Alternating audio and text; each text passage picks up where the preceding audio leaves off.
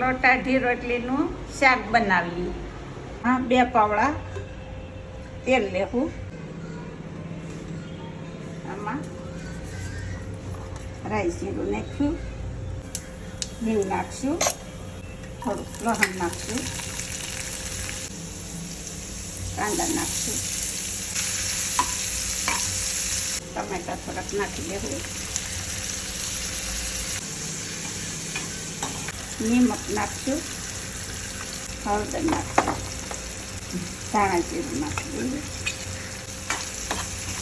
હવે એમાં મરચું નાખી દેવું. હવે જો આ સડી ગયું છે હાવ, કાંદા લસણ એટલે છાશ નાખશું.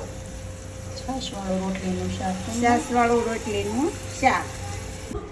હવે જો આપણી સાહેબ ઉકળવા મળી છે, હવે રોટલી નાખી દેવું એમાં ને 5 મિનિટ ચડવા દેવાનું. કેમ બા? હા, 5 મિનિટ ચડવા દઈએ એટલે સડી. હવે હલાવી નાખ્યું છે. હવે આને આપણે ઘડીક ઢાંકી દેવું 2 મિનિટ. ત્યાં શાક સડી ને મસ્ત થઈ જાય. હાલો, શાક બની ગયું છે, આવી જાવ ખાવા.